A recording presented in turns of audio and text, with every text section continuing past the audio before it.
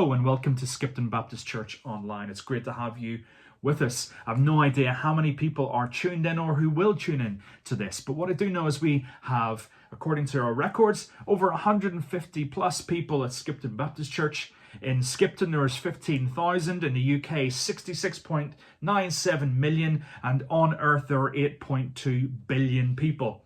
And we all get along, don't we? Well, of course we don't. We know this, don't we, from our experiences. Differences of opinion, personality, point of view, all these things means at some point in our lives we will be involved in some kind of dispute, disagreement, or clash.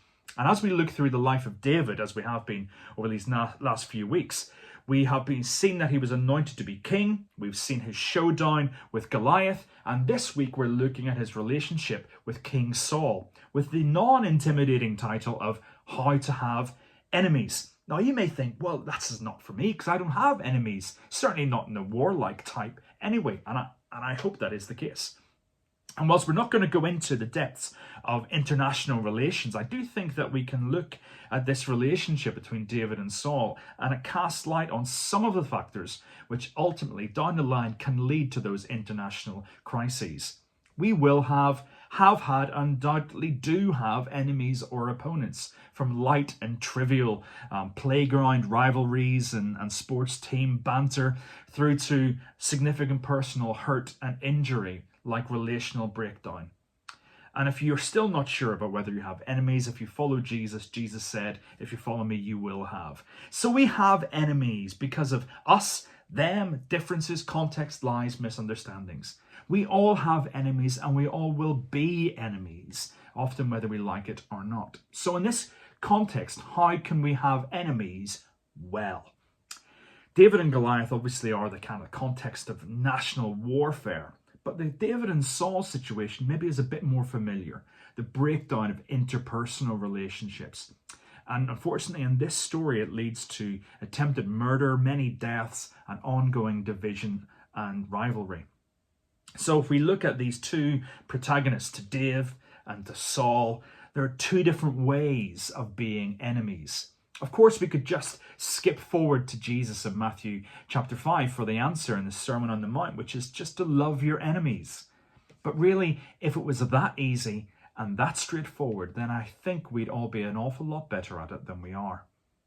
David and Saul are put alongside one another in 1 Samuel, clearly as kind of comparisons. And we see in them a classic goody and baddie, innocent Dave and evil Saul. And that may be how it's presented here, but often in our clashes with others, if we're honest, it's much more complex with that, with mixed motives, blame, and ways of responding. So if we look at Saul, Saul has David in his court as a soothing musician. He sees him defeat Goliath and would bring victory to Israel. David enters into Saul's service in the army and brings lots of victories to Saul, which he seems to like until something changes in their relationship. Because enmity and discord comes from somewhere. And for Saul, where we see it, comes from a place of jealousy mixed with his insecurity, which leads to him feeling threatened. We read that he listens to the crowds who cheer as David returns from war, saying, Saul's slain thousands, David is tens of thousands. And Saul's response to this is anger, because it's clear that David's popular with the people. And Saul allows this popularity, this opinion of David, to influence his view of what David's about. It's jealousy mixed with insecurity, possibly stemming from his loss of closeness to God. And this develops into Saul feeling threatened by David, who it seems has done nothing wrong but serve Saul and the people of God with success. And I think we underestimate just how often jealousy and what we've called in the past comparisonitis and this insidiousness of envy lies at the root of so many of our conflicts, personal and yes, indeed, all the way up to international. This insecurity, this jealousy is the lens through which Saul sees David. So perhaps when we find ourselves in that place of discord with another person, perhaps we need to carefully reflect, first of all, where our sense of annoyance, anger, and affront comes from. Because this is how dangerous and pervasive jealousy mixed with insecurity can be. But let's not place all the blame at Saul's door, though it may seem easy to do that. There seem to be other voices lending fuel to the fire of Saul's feelings against David. And we see this in the time when David speaks to Saul in the wilderness. He asks him on one occasion, why do you listen to people when they say that David's out to get you? And he says, if there are people who've turned you against me, may they be cursed by God. Saul was evidently believing and listening to those people who were telling him things about David, people who were not clearly fans of David. And we would maybe identify those kind of people today as stirrers. You know, those sort of people who just pass on information, rumors, a bit of gossip, the kind of dreaded apparently this or apparently that. Words and stories which do nothing but to divide. They do not foster peace and forgiveness. And we read of David knowing that this is going on, not just in Samuel, but also in a number of his Psalms, of which Psalm 144 is one of them, knowing that people are speaking lies about him. But it's not just lies. It's also what I would call mistruths. And what I mean by that are those truths which actually have some truth in them, but are warped, those statements which are true. For example, it was true that David was the anointed king of Israel, but he was anointed to follow Saul, not to overthrow him. These warped or mistruths are a specialty of the enemy, a tactic of Satan, twisting enough truth to make a lie sound palatable, or telling truth in a way which achieves nasty or evil ends. And these advisors of Saul were either anti-David, or they were those who Saul had gathered around who would reflect his viewpoints. And how often do we seek to do that, intentionally or not? In a situation of conflict, of angst, we try to gather others who will be on our side. We see Saul doing this, even trying to draw his own children against David with Jonathan and Michal. And this reminds us of the danger of echo chambers, especially in the age of social media, of posts, comments, and group chats, just hearing the side of the argument which perpetuates our own views. How many of us, when we're really annoyed about a situation and grieved about something, hate it when a friend asks, is that really the case? Or have you thought about it from their side? We much prefer those who say, yeah, you're right, they're such a nasty person. Beware of the influence of others' words and agendas. And don't buy into the spreading of mistruths. Don't take part in it. Don't be a stirrer. Don't gossip. But not only this, suffice to say, at this time, Saul's not in a good place, psychologically, emotionally, spiritually. And there's an argument saying that he has significant mental illness at this time. But what I also see is someone who's not dealing with his felt emotions. His jealousy is built on, is fueled by those around him speaking nastiness about David. And clearly Saul lets his emotions build up to the point where they just explode in front of them. Now, not dealing with his emotions well leads to Saul throwing these spears at David.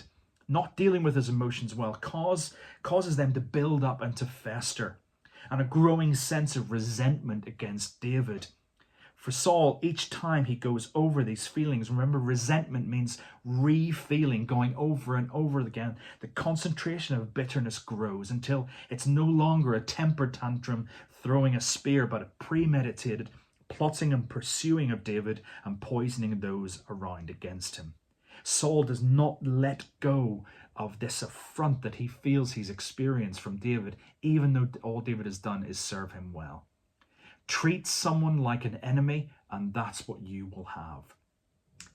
Now, it's useful to look at these contributing factors to Saul's animosity to David, as they perhaps hold up a mirror to how we can easily respond to hurt, anger, upset to our enemies. And this is the way of the world. Win at all costs, self-justification. It's all about self, my rights, what I perceive I deserve, as long as they get their just desserts as well. This is the way of the world. A human response to human sin, fueled and framed by our human fallenness. But there is another way. And so we look to David. And I hope we know David's story in its entirety well enough to know David is not perfect. He may be God's chosen one, a man after God's own heart, but my goodness, does he make mistakes. But in his response to Saul's animosity, we maybe can learn a little bit more about what Jesus refers to in Matthew 5 about loving your enemy. A phrase so known and cliched, and we maybe take it as a saccharinely sweet platitude and don't perhaps appreciate how hard and how potent this is as an antidote to hatred and strife. And David demonstrates it in a number of ways. First of all along, he is just faithful to Saul. He's just serving him, even carrying out ridiculous tasks against Philistines. David knew he was anointed to succeed Saul, not to overthrow him. And it's important to notice this because David is actually innocent. David is Saul's enemy because of Saul. Saul at this point is not David's. It's Saul's actions and attitudes that leads to him becoming Saul's enemy and Saul becoming his. Remember, treat someone like an enemy and that's what they will be. But what's remarkable actually is that even though Saul breathes these anger at David, David actually forgives Saul. I think this is pretty remarkable. I mean, it's not as if Saul in a temper just calls David a smelly country bumpkin. He tries to murder him twice. He sets him up to be killed. He tries to turn people against him. And after the first attempt on his life, after some mediation and some seeming repentance and guarantee from Saul, David returns to Saul's court and to his service, only for it to happen again. Now, I wonder if that sounds familiar to you in your stories and situations of attempted forgiveness and then the same things happening. Now, forgiveness is a tough concept which we don't have time to go into. It deserves much more exploration, but enough to say forgiveness is never easy. It's not a symbol of weakness.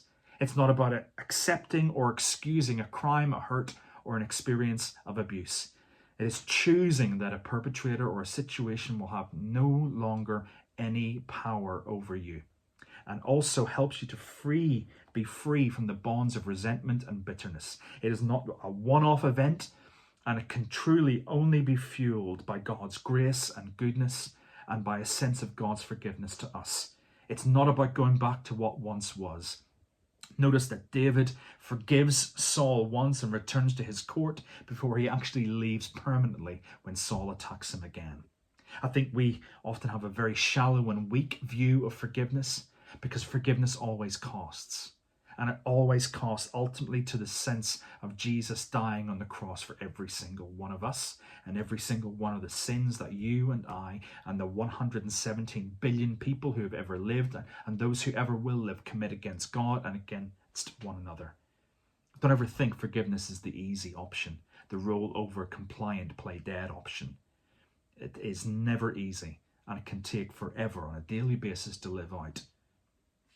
We have many examples of this within the church. We have stories of Damilola Taylor's mother, Gloria, who forgave publicly her son's killers. We have Gordon Wilson in Enniskillen in 1987 forgiving those who bombed Enniskillen and led to the death of his daughter. We've even got people like Reverend Julie Nicholson, whose daughter was killed in the 7 July bombings, who had to resign as a minister because she said in all integrity she was still struggling to forgive. That's how difficult it is. But David forgave Saul. No one said it was easy, but sometimes it is essential for us to gain our life back. Notice actually later on that David also, in response to Saul in 1 Samuel 26:19 says, if I have done something, then let me know. He wants to sort it out because although David and Saul are compared in these stories as the goodie and the baddie, we know often our relationships are more complex than that. And we may have caused offense or hurt unintentionally. And without asking and without being genuinely humble to admit when we've done wrong, even unintentionally, we can become entrenched in our position. Sometimes we have to blink first for any resolution or reconciliation to be possible. But the thing is interesting about David, that whilst Saul festered in his emotions, what we see is David actually addresses them.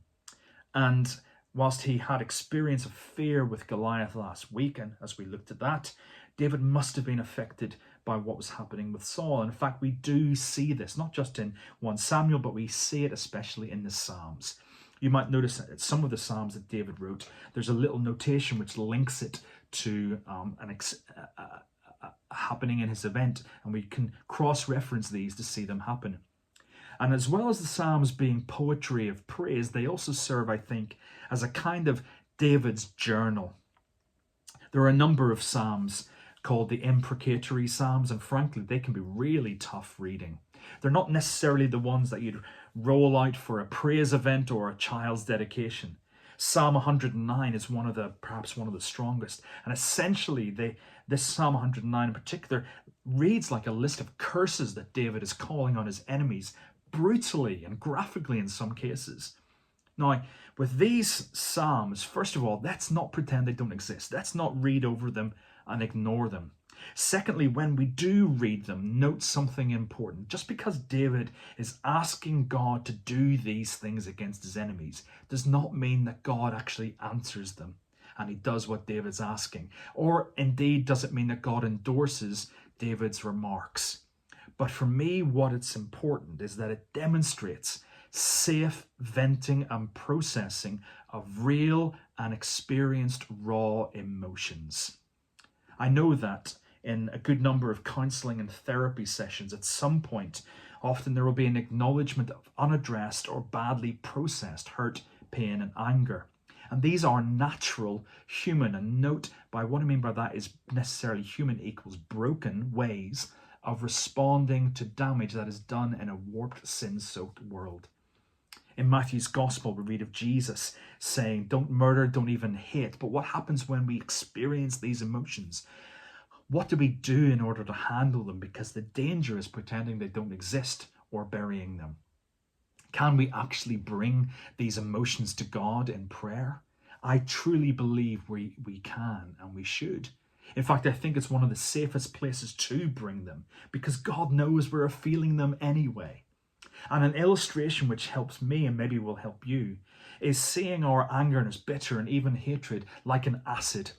It can eat away at things. And the more we go over it, the more we add to it, the more concentrated and toxic it can become. However, if you take that amount of acid bitterness and instead of going over it and concentrating it, we pour it instead into an ocean. Admittedly, in large quantities, that would be called pollution. But go with the image, please, with me. Doing this acid is massively diluted to the point of it having little or no impact. How much more if we can pour our hurt, our anger, our pain, our bitterness into the infinite ocean of God's love and grace, will our anger and hurt and pain be diluted by his grace? In a place where his heart is not to punish us for feeling these emotions, but to take the pain and bring healing to us. In many of these imprecatory Psalms, we not only read of David pouring out these raw emotions about those who are pursuing and persecuting him, but often he reaches a place where he leaves it to God to deal with. It calls to mind Paul in Romans 12:19, where he quotes from Deuteronomy 32, where he says, don't take revenge, my friends, but leave it to God, where it says, it is mine to avenge, I will repay. And this attitude leads us to one of the key responses of David. In Samuel 24 and 26, could have, but didn't. In any good murder mystery plot, often the investigators look at any suspect through the lens of means, motive, and opportunity. And in both chapter 24 and 26, David had all three with Saul. He had motive. Saul had attempted to kill him loads of times, and David was God's anointed one. He had means, he had the weapons and warriors to hand, and he had the opportunity. In chapter 24, Saul goes to the toilet alone in the cave, and it just happens to be the cave that David is in. Chapter 26, David is able to go into the very heart of Saul's camp, right into his tent where he's sleeping undetected. David could have killed Saul, but he didn't. He left it to God's justice. If he had acted, it could have been considered proof that he was after Saul all along. It could have led to spiraling conflict in Israel. And how often in our shared human history and our personal stories do we see one small situation escalating to unassailable division between people? This idea of could have but didn't is something I reflected on in my sabbatical as I was reading through Matthew's Gospel. And I was reading through the Beatitudes, the familiar, blessed are those. And I came across blessed are the meek, and I stopped myself and I thought, I've read that so many times, but I'm not entirely sure what it means. When we think of meek, perhaps we relate it to its rhyming sibling weak, and we work from there. We associate it with this image of gentle Jesus, meek and mild, and have this sense of a softness about it. And so I did a little bit of digging, and I discovered a fresh understanding of this word meek and how it might apply to the story of David as well. And the Greek word is prius. And prius is difficult to translate, but it does convey gentleness and humility. But at its root, it's about great strength under control. It's used about wild stallions that are tamed in order to use their strength in service of a purpose. And this idea of great strength under control I see repeated again and again in the life of Jesus, and most especially in his last hours in Gethsemane, when he's arrested and one of his followers cuts off the ear of one of the temple servants. And Jesus says, "What are you doing? Don't you realize I could call upon legions of angels, but I don't?"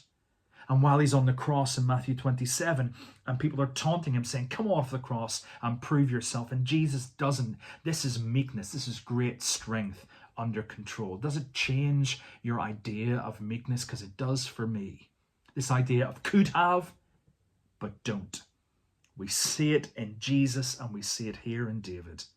And even with the righteous, understandable encouragement from those around on his side, David chooses, and is absolutely a choice for David, for Jesus, and for us. He chooses not to hurt Saul and to leave the consequences to the Lord. I have a memory of a young person who, I remember, he was going out with a girl, and at some point she unceremoniously dumped him. It was really brutal, and he was really hurt and really upset. And all his friends were furious about what she'd done and how she'd gone about it. And they encouraged him to badmouth her to everybody and try and turn her friends against her. They even offered to do it for him. And he said to them, no, absolutely not. And he would be really angry and furious with them if they did anything of the sort. The result is that a year later, the same girl came back to this lad and apologized for what she did and how she did it. And she thanked him, actually, for being a really decent boyfriend who treated her well and much better than some of the following encounters with lads that she'd have. He could have, but didn't take revenge. And that is what made all the difference. You see, David didn't just pretend this didn't exist. He actually faced up to what was going on. In chapter 26, David's response to Saul, we have David facing Saul off. He didn't shy away and pretend this didn't exist. He tried to deal with it. He asserts the truth and calls out the lies. And after that, it's up to Saul and co to choose if they believed him or not. But he also demonstrated love. Looking at this, that it's not weak, it is absolutely meek, strength under control. And it reminds us again in Romans 12, where Paul says, he quotes from Proverbs, if your enemy's hungry, feed him. If he's thirsty, give him something to drink. And in doing this, you'll heap burning coals on his head. Now, that quote from Proverbs doesn't sound too graceful or forgiving, does it? But that's not what's going on here. This is about responding in a way which is more impacting than what is maybe expected or typical. In Galatians 5, Paul outlines the fruit of the Spirit. And he says, love, joy, peace, patience. And he says at the end of this list, against these things, there is no law. There's no comeback against these. If someone hurts you and then you bless them in return, it doesn't make sense. How can they escalate? Do worse to you? Then who looks really bad then? Or do they try and outdo you in kindness? Well, that will lead to a different ending. And with this lens, we then see Jesus' teaching differently about how to deal with enemies. In Matthew 5, he says, turn the other cheek. He says, walk a second mile. He says, give your coat as well as your tunic. These are not acts of mild compliance, but of meek defiance. It was commented that during the Gulf War in Iraq, that if the coalition forces had dropped aid packages instead of bombs, there would have been a very different outcome for the region and ongoing international relations. I know it's much more complex in many ways, but even so, And what's key is David looked at Saul and chose not to see his enemy, but to see someone through the Lord's eyes. And this can be utterly transforming. And this is the basis of Jesus' words in Matthew 5, to love your enemy and pray for those who persecute you. I see it in the lives of saints such as Corrie ten Boom and Dietrich Bonhoeffer. Please go and read their stories. You'll see that loving your enemy's business is not soft or easy. I remember once feeling a lot of anger and resentment against one particular individual. It was a person that I knew outside the church. And at the time, I took Jesus' prompt, both from Scripture and from the Holy Spirit, and I had a rant at God about how I felt about this person. And in prayer, I felt the Lord put a picture in my mind, and the picture was of Jesus standing facing me. And alongside him was this person whom I felt such bitterness towards. And Jesus had his arm around him. And I could see his nail-damaged hands cupping the person's shoulder. And he said to me, I love this person. What have you got against them? And let me tell you, that was tough. It was tough to see and it was tough to hear. And in no way am I trying to say for an instant that we need to imagine this for ourselves. In fact, to force this image about someone who's deeply hurt you may not be healing and may not be helpful at any particular time, but it stayed with me. And looking back now, I can see that I genuinely have a different and a healthier and more positive relationship with that person. So I want to encourage you to try this. When we have enemies, our fault, their fault, or no one's fault.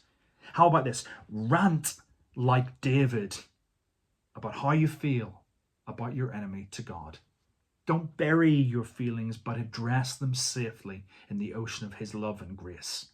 Start praying for your enemy.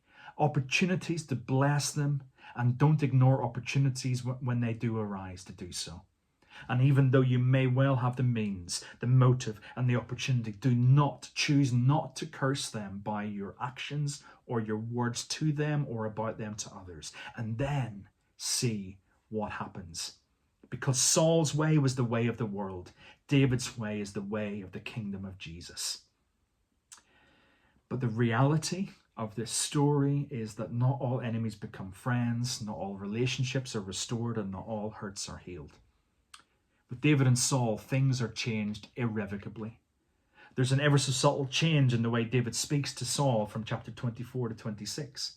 In chapter 24, he calls out to Saul and says, my father, in verse 11. By 26, after further breaches of trust and of hurt, David no longer calls him father, but merely my Lord, my king, or even just the king, because things have changed.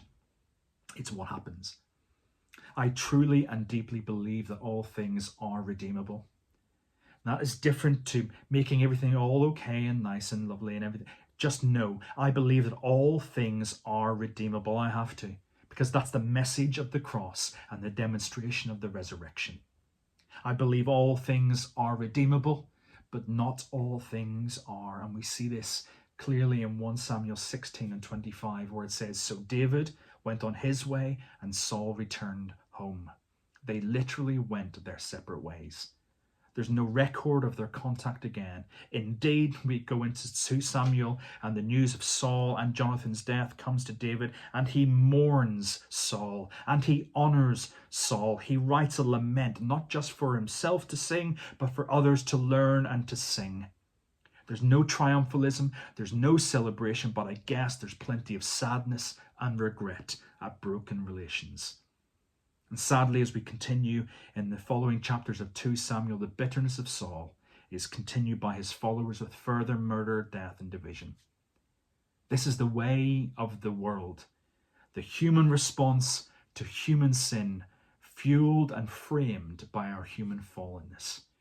And the only response is the way of the kingdom, seen here in David's response to Saul and ultimately in Jesus' response to us all, who loved his enemies right up to the cross. Enemies which also included each and every one of us. Amen.